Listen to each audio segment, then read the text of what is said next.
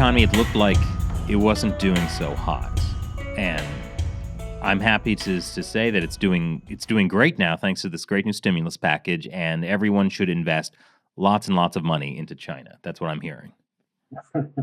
Well, I'll tell you this. Before we discuss the technical, economic, and data issues, I want to touch upon what you just said. And I was informed yesterday that the word that the Chinese government is using for all these stimulus measures that they're rolling out in Chinese is the same word that you use if doctors are defibrillating a patient and are applying the electric paddles to them to keep them from dying.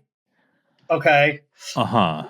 So the fact that is the Chinese word that they are using to describe this stimulus, to me, speaks volumes about, what the mood in China is about what this stimulus package actually means. So everything's fine then, right? Well, no, I'm afraid I don't understand this because the Chinese economy, every year they have the 5-year plan. They have a state-planned economy by the Communist Party, all these brilliant technocrats. So why is the economy doing bad? How did America somehow damage the Chinese economy?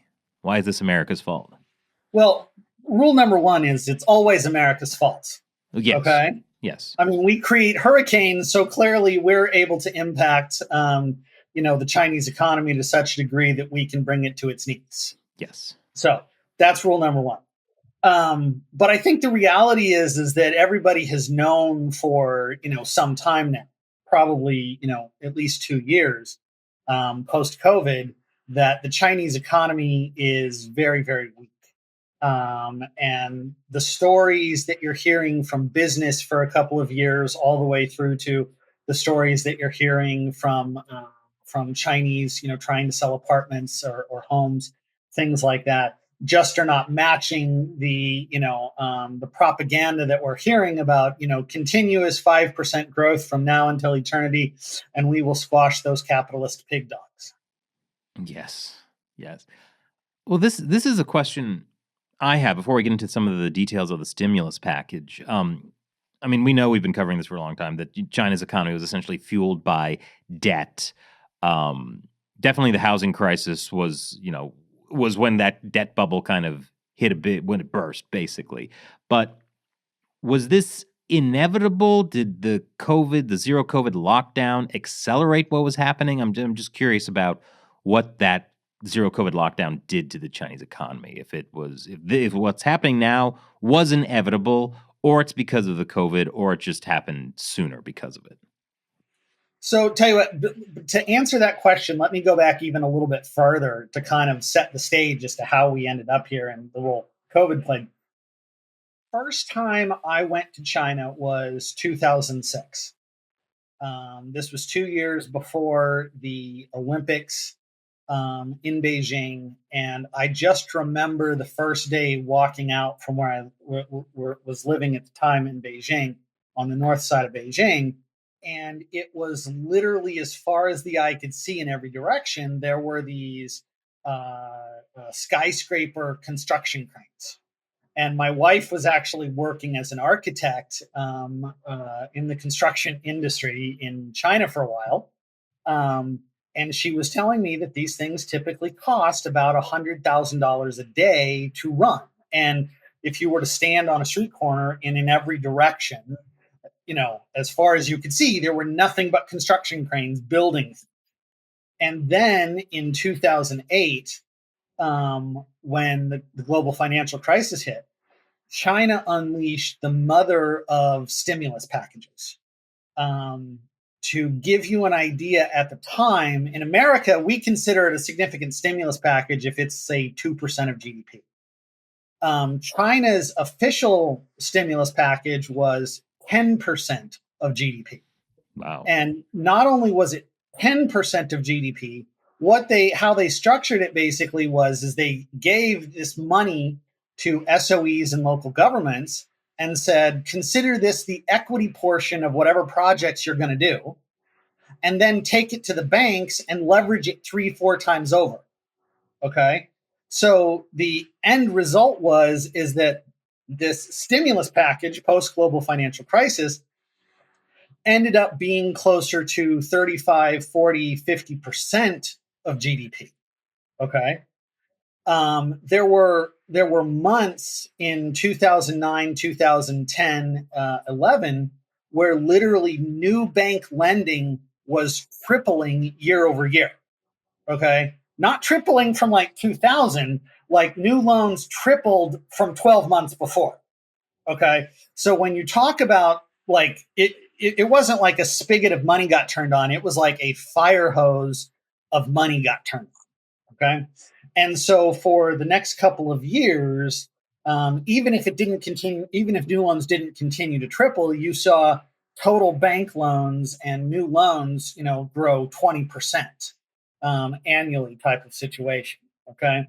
And so what happens is when you get to COVID, by some measures, the Chinese economy was already at 300% debt to GDP.